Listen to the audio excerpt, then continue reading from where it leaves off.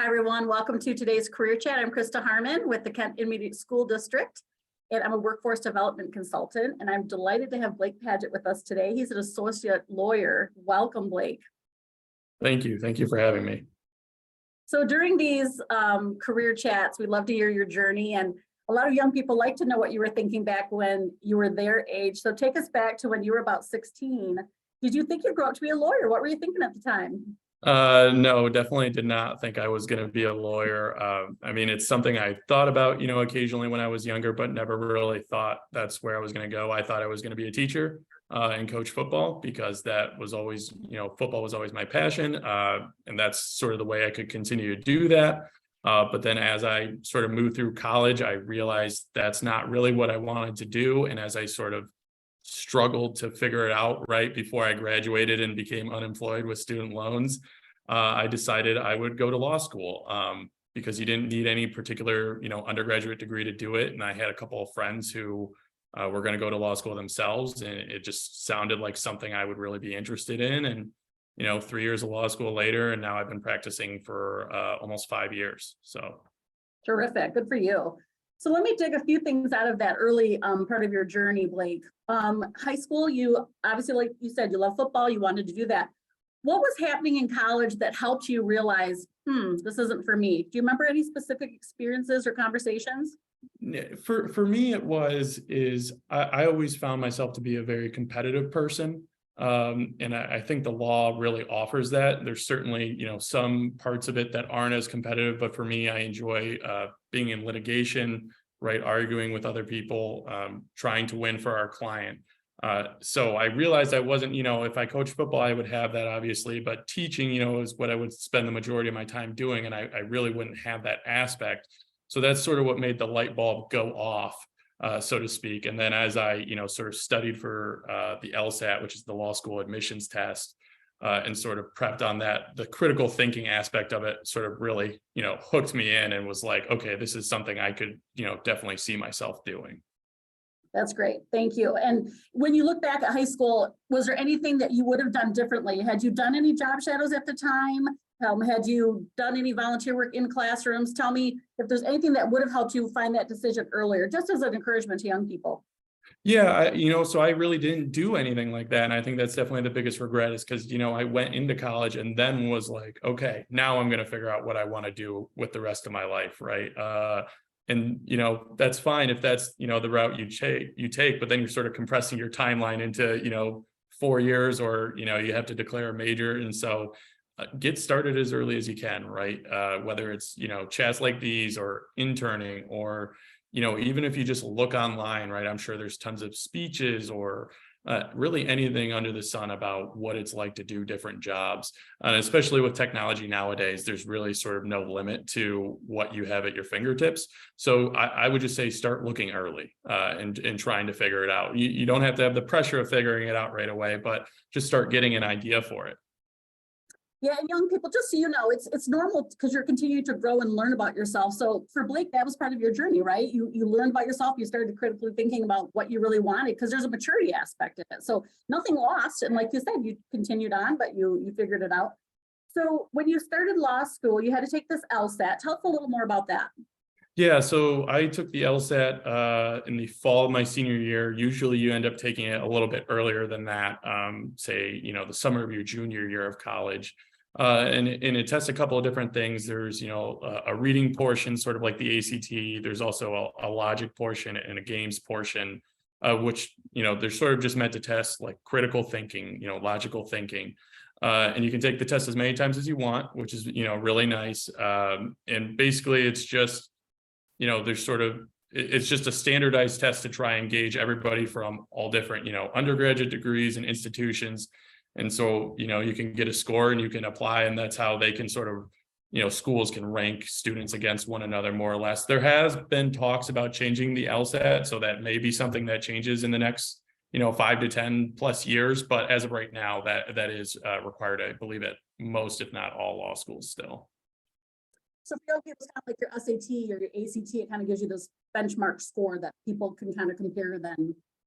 students against other students, right? Basically. Right, exactly. And like I said, you can take it as many times as you want. So it is a very nerve-wracking experience, but at the same time, you can take it multiple times. So you don't have to make it like that. Like my brother, who's also a lawyer, I think took it at least twice, maybe. So it's definitely doesn't need to be all in on one test sort of situation. Well, you mentioned that your brother's a lawyer, and before we got started today, you mentioned you were the first lawyer in your family. Give us some of that paving the way experience for you, because there might be young people who know that they'll be the first one. Anything that you'd like to share about that? Yeah, so I think you have to understand that you're going to be a little uncomfortable, right? And sort of embrace it, because there's going to be times where you don't have somebody to turn to for something you may think is a stupid question, right? And it's, first of all, there's no stupid questions, but you don't want to ask somebody right on the off chance it is. So you just have to be okay with being a little uncomfortable and maybe figuring some things out on your own. But if you can embrace that, you're going to do just as well as anybody who's, a fifth generation lawyer or whatever it may be. It's just going to be a little bit different experience for you. You mentioned that you had some friends that were going off to law school, so they were probably people you could bounce questions off of. Did you end up securing a mentor type person early on to help you guide the way, or what would you recommend? Yeah, so I ended up, I guess, having a couple in sort of a less traditional sense. I think my friends were also mentors, right? We bounced a lot of ideas off one another as we were going through school, and that sort of helped. But then also, I found my professors. I went to a smaller law school. I went to Toledo, which is, smaller than a lot of law schools. And I found I enjoyed really good relationships with the professors, particularly in the labor and employment area, which I ended up practicing in. And so I just sort of leaned on them, right? And that really helped a lot too, is another big way. And then also, you never know, there may be, as you go to college, there may be professors at your college who went to law school as well. Usually most do, right? Whether it's a pre-law program or they're history teachers or what have you. So just keep an eye out for, sort of anybody who went to law school can give you just a little bit of insight. Yeah, that's what we love about Career Chat. So thanks again for being here. Someone had a question in the chat. When you take the LSAT multiple times, is that something that when you're applying for jobs that they can see that you did? Is that a detriment at all to you to have taken it multiple times? No, when you're applying for jobs, I don't think anyone even knows what your LSAT score is. I really couldn't tell you what mine is, because as soon as I got into school, nobody ever cared about it again. It's sort of like so the bar exam that you take at the end of law school, nobody cares what your score is on the bar exam. It's just that you passed, right? So no, it's not really a detriment or anything like that. It really is, just take your best score and again, once you're at the stage where you're applying, nobody even cares what your score was. Yeah, I think that's really nice for people to know, Blake, because sometimes we get really worked up about that stuff, like our ACT score, right? Our SAT is everything, but in the end, once you're in college, no one cares. Yeah. Same thing. So you got the LSAT going, and then how did you go about choosing your law school? Because that seems kind of like a big deal. And how did you decide on the one you were at? Yeah, so I looked around at a lot of the ones in Michigan first, was sort of my thought. So I didn't end up applying to U of M, but I applied to Michigan State. I believe I applied to Cooley as well, and then Toledo, which is right across the border, offers in-state tuition to Michigan residents, and I think Indiana residents as well. So that sort of made the early cut. And then I believe I had a friend, or sort of a friend of a friend, who went to Oklahoma City Law School, which I also applied to. So I think I ended up applying to 4 or 5, but I basically started off, what was close by, because I wanted to stay in Michigan if I could. And then also looking at, other places that are affordable, or people I know have been there and have enjoyed it. But then there's obviously also the other great schools too, right? My brother went to Wake Forest, which is a very good law school, or there's the top 14, right? There's Stanford and Yale and Harvard and all that. But there's a lot of law schools and quality law schools all over the country. So it really is wide open. But I started off what was closest. And I think that's helpful insights. And I guess to give young people kind of a reality check too, how important is the name of the law school? Does it kind of depend on the kind of law you want to practice? Is it the network that you gain being at those schools? Tell us why someone would choose a more expensive or prestigious school. Yeah, so it definitely matters to some extent, right?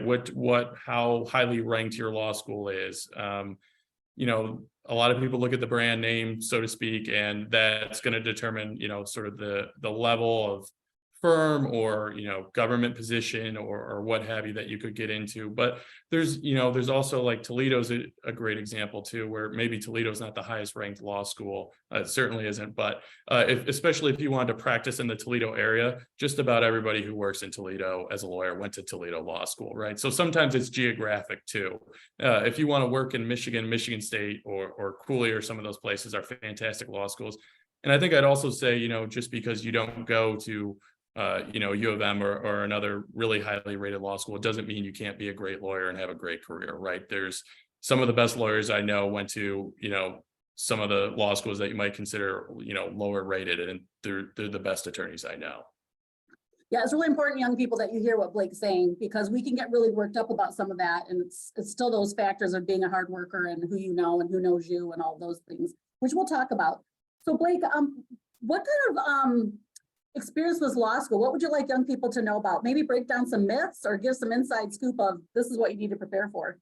Yeah, I think so. I'm not going to lie and tell you it's a fun time. I think that would be disingenuous to say, but I don't think it's quite as bad as everyone makes it out to be, right? I still had, time to see friends. I still had time for a personal life. I worked all the way through law school too, which I had time for, just, sort of help pay the bills as I was going through. So it's not gonna completely take over your life as long as you don't let it, right? And I will say one of the best things about law school is some of the friends I made in there are, some of my closest friends, and I've only known them now for maybe 8 years, right? But they're still some of the best friends I've ever made. So sort of through that process, as difficult as it can be, you do forge some great friendships out of it. It's kind of like the military with adversity, right? You're going through with your Exactly. band of brothers, and then it bonds you. Yes. I love that. So young people love to know then maybe what a typical day is like, if there is such a thing. What does a lawyer do? What kind of lawyer are you? And maybe some of the qualities of lawyers, because I think people say I'm a lawyer, but there's so much to that. Help explain that. Yeah, so that was something I actually wanted to say too, is so I practice labor and employment law, which means I deal with issues in the workplace, right? But there's almost, I want to say almost a limitless, variety of, different practice areas or, different types of jobs. So you could work for the government, or you could work in-house at a private company, or you could work at a law firm like I do. And then in terms of practice areas, right, there's labor and employment law is very common. There's commercial litigation. My brother works in corporate work. So there's really everything, and they're all a little bit different, and different personalities fit each practice area a little bit differently too. So there's a lot of different things you can do. But for me, I don't know if I really have a typical day. I get up every morning. I try to get to the office around 8 or 8:30. I like to sort of read what's been going on, if there's been a new Supreme Court case, or if like the Michigan legislature just passed a couple of bills yesterday that'll affect labor and employment issues. So I want to read up on those. And then I sort of spend my day in between taking care of projects I already have on my desk and answering my phone to emergencies that pop up, right? So it's sort of hard to say what's typical, because it's always something different that somebody needs, but it's sort of a mix of planned activities with sort of spurts of client issues that sort of pop up throughout the day. Yeah, and I think young people sometimes, when they think of being a lawyer, as you probably heard, and maybe even as a young person, you kind of think of what you see on TV. So what would you like to break down any myths about what that's like? And do you even go into the courtroom? Some lawyers never even go to the courtroom because it's behind the scenes kind of stuff. So what would you like them to know? Yeah, that's probably one of the biggest things, right? I think everyone sees on TV, the most common is like criminal law, where it's the prosecutor and it's the defense attorney and all that. And that's a great practice area, and a lot of people do that. But there are some, business lawyers who will never step foot in a courtroom except for the day they get sworn in as an attorney. I do go occasionally, although sometimes nowadays it's, via Zoom. So it is a little bit different nowadays, but so that is one myth. And I think the other myth is, and maybe I'm biased, right? I think there's a myth about lawyers being stuffy or unfunny or, mean or rude or what have you. And that's really not the case. I mean, some of the nicest people I know are lawyers. And we really are a funny group of people, I promise. So that is definitely a myth, in my opinion. Yeah, I think that's great that you're able to point that right out. Some of that persona, Yeah. stereotypes for sure. When you think about your job, like, what is the part that just gets you out of bed on Monday mornings? And what is the part that's not so great? Be real with the kids. Yeah. So I think my favorite part is I get to help people, right? A lot of times when people get sued or something like that, it is the worst day of their life, as you know, or one of the worst days, right? As you could imagine. And we get to help them solve those problems, right? And so for me, when you know, especially sometimes these cases can drag out for a year or so. And so you're working towards something over a year, and then you finally get that resolution, and, you know, the client's grateful, the client's happy. And, you know, you can sort of see the result of all your hard work is really, really gratifying. I would say my least favorite thing is that there are days where you're stuck inside, right? During the winter in Michigan, maybe not all that bad considering what it gets like. But during the summer, there's definitely some times where you're looking outside and you're thinking like, oh, it would be nice if I worked outside right now, right? So that's not always great, but you know, there are a lot of jobs like that too. So True. And when I love the fact that you talk about being a problem solver for people and helping them, because those are when we start young people to look at our values, what gets us out of bed on Monday morning, it's really important that those match. Thinking about how you get to help people and be a problem solver, Blake, can you share something about maybe a case that you had that really, when you went to bed that night, you're like, that was a good day, or that was a good year that we came to completion? Just any clients that stand out. yeah, so there's a lot of them. I like to think of you know, so we had one client, for example, who was trying to hire a new employee out of state, and it's just, you know, a difficult process, and they're trying to register out there and trying to get the handbook up to speed to, you know, accommodate those new employment laws out there. And it's just a frustrating process, right? It seems like every time it's almost done, there's another issue that pops up. And so when it's finally done and that employee's working and you hear that it's going great and it's really helping in the company, right? That is something like that. That is one, you know, for example, that's like, you know, what we did matters, right? This person's now working, they have a job, there's, you know, they're doing all this, they're supporting this company because you put in some work. And so I think that's one. And then also, you know, anytime you have a case that's actually in litigation and you get, you know, a winning, you know, motion or something like that is always a really nice feeling at the end of the day. Yeah, absolutely. I want to just ask a quick question. When you think about, well, I'll come back to that one. So competitiveness is probably a little bit of a trait of lawyers, like you say, to win or lose. So you have to be a problem solver, competitor. You want to help people. Is there anything else that tends to qualities or skill sets that young people can start to go, oh, yeah, that's like me? What else do you think lawyers have across the board? Yeah, well, there's a lot, but first too, you know, I speak about competitiveness, but I will say too, one thing that's, I think, another myth about the legal profession is that lawyers are always at each other's throats, right?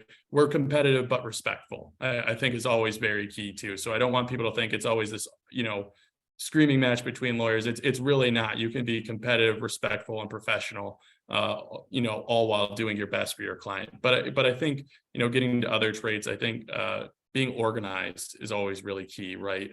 You have to be sort of the master of the information, and you have to know it better than your client does, right? And so being organized, knowing when deadlines are, and being able to keep up with that is very good. And I think also being able to think on your feet, particularly if you're in court, it is another great quality to have. But again, you know, there's other types of lawyers too. So even you don't necessarily need that if you're going to be working on like a real estate transaction that takes place over time. I mean, sure, I'm sure issues like that come up that require some quick thinking, but it's a little bit different. So, but definitely organization is something that, you know, regardless of the type of lawyer you are, will really benefit you. When you look back as your young self back in high school, Blake, were you a think on your feet quickly kind of person? Is that something that people are kind of born with? Yeah, I mean, I like to think that I've always been good at that. I think it's certainly something you can be born with, but I think one of the keys about law school is that it really changes the way you think. That's, you know, while you're in law school, you don't necessarily learn, you know, I'm going to learn laws, all the laws I'm ever going to need to know, and that's the end of it, right? That's not really how it works. It's more, so there's some of that in teaching the fundamentals, but a lot of it's changing the way you think and helping you think critically. So there's a lot of those skills too that maybe you're not born with, that while you're in law school, you're going to develop. I appreciate that. I think that's really helpful for young people to know that as we continue to grow and evolve, that these skills, because sometimes young people will look at adults and go, well, that seems really hard to do, or that seems, I don't know if I can do that. But again, you're going to learn that while you're in school. You're going to be trained, and it's part of growing up and maturing that some of these things will become more natural. Exactly. Yes. Yeah. So when you graduated, I want to just help with another transition question. When you graduated from law school, how did you get your first job? Was it networking? Did you see it on a job board? Tell us some of that, how that works. Yeah. So originally I was set to work for the place I worked at all through law school, which was a place in Toledo, a fantastic firm. But I wanted to get back to Michigan. So I actually connected with a lawyer who attended my undergrad, which is Alma College. And he worked at Miller Johnson, which is a fantastic law firm based out of Grand Rapids.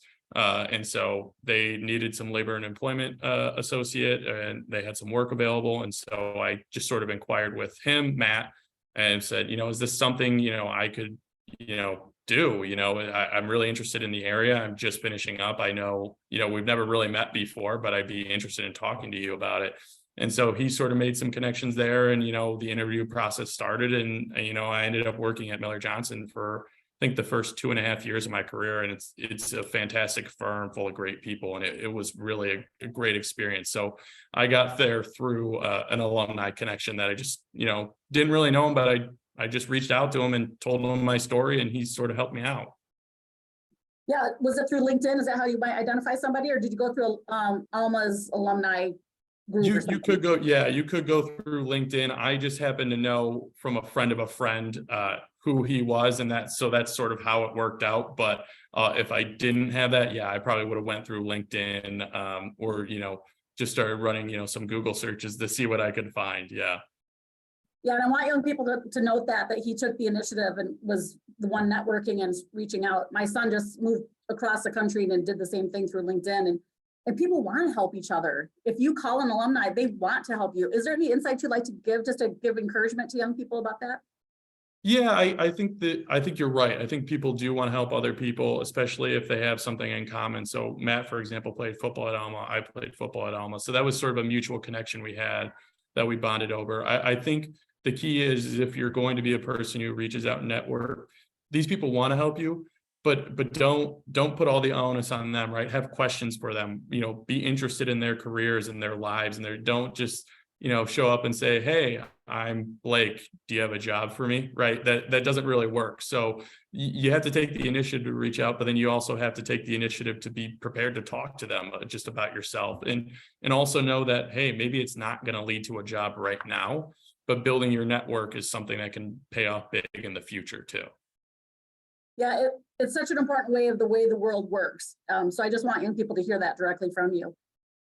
We have just a few minutes left. I'd like you to share the value of some of the things that they're teaching in high schools: teamwork, communication, the work ethic. How does that play out in your day-to-day? Why is it important? Well, I try to be the hardest working person at my law firm. I think, one of the things that people value most is hard work. I think, regardless, and this sort of ties back into what law school you went to, right? I don't care if you went to, Hamburger University, College of Law, or if you went to Yale. If you are smart and you work hard, you're going to move forward in life. And that's true of any career. It's not just lawyers. So I think being hardworking is just the most valuable, characteristic you can have. But then I think also you have to be able to work in a team. I think that's sort of the best part of working with a law firm, right? Is I have 150, attorney colleagues who, varying levels of experience, varying backgrounds, who I can talk to about, all these legal issues that may come up that I may not be familiar with, or, or vice versa. And so being able to talk and work with people is something that's, huge in the legal profession, sure, but definitely important everywhere else too. Yeah, so definitely young people, when your teachers are talking about that, listen, because this is how it plays out for sure. One other question I had personally was, how did you decide, when you were in law school, Blake, how did you decide that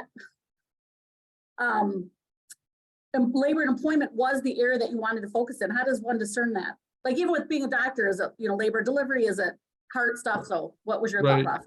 Yeah, sort of like many things with my life, I sort of fell into it. I took a one of the required courses my first year was criminal law. And my criminal law professor, Nicole Porter, who's fantastic, I really enjoyed taking that class with her. And she said, well, I offer employment discrimination next year if you want to take that. And I said, well, sure, you're a good professor. I want to take that course. And then so I took that, and she said, well, I offer disability law as well. And so then I took that.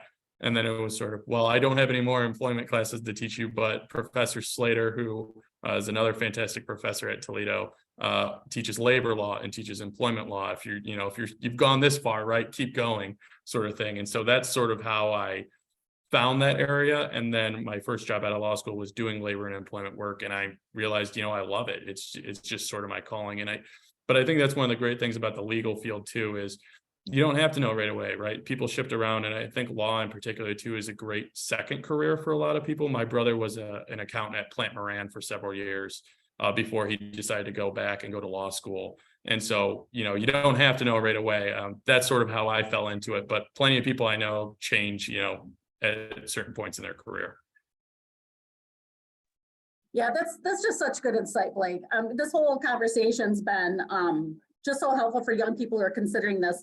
I guess I'd like you to share just for the few minutes, like, where do you see your career? I mean, you're a young lawyer, you've been doing it for 5 years, there's a lifetime. Do you see, tell us about the career growth that happens. I don't know some of the career path. Yeah, so right now I work for a law firm as an associate. I like it here at Butzel a lot. It's a great firm. I think I'd like to keep working here, forever as right now, right? And I'll sort of continue to climb and hopefully eventually become a partner or we call them shareholders here, and sort of move up that ranks to become, a part owner of the firm is what it means to be a shareholder, right? And so that's sort of where I see it going. But again, law is flexible too. So, if that doesn't end up working out for some reason, there's, it could go in-house or, move to a government job or, any number of things. But I know I like law, and that I'm, certain that's what I'm going to do for the rest of my life, at least right now. It's really important for young people to hear that, because sometimes there's a lot of anxiety that what they're choosing right now, they'll be stuck with the rest of their lives. And so it's great to hear that and even your brother, who is an accountant, is now a lawyer. So is there anything else you'd like to say? And really that words of wisdom here as we're approaching 4 o'clock. Yeah. So I think my wisdom would be, don't be intimidated, right? I think it seems like a lot, sort of like medical school, although that's a bit longer than law school, right? You got to go to college for 4 years or so, and then you got to go to law school for 3 years, and then you got to take the bar exam. And when you sort of look at it like that, it seems like a lot, right? But you just sort of take it step by step. I'm going to go to school for 4 years, and then the next step is getting into law school, and then first year of law school, second year, and then so on. And as you sort of baby step your way through, right, it really isn't as challenging as it seems. And I think going back to work ethic, if you just keep that in mind as you're going through it, you're gonna do very well in this field and in anything. Just work hard and be nice to people, and I think you'd be surprised how far that can really get you. Yeah, that's just great. And I think, as you said, it's just taking one step at a time and not to get overwhelmed. Like any big goal, it's gonna take chunks of it. And in high school, there are law type organizations that have things for high school students. So you guys do some Googling and find out what kind of opportunities you can be dabbling in some of this while you're in high school, just to get your hands in if you think that might be something. It's been wonderful to have you today, Blake. You've been amazing guest, career mentor, lots of positive stuff coming in the chat already. So thank you for making time. Yeah, no, thank you so much for having me. And everyone, thanks for listening. I hope you got something out of it. It's definitely a great career, so I would definitely consider it. Thank you.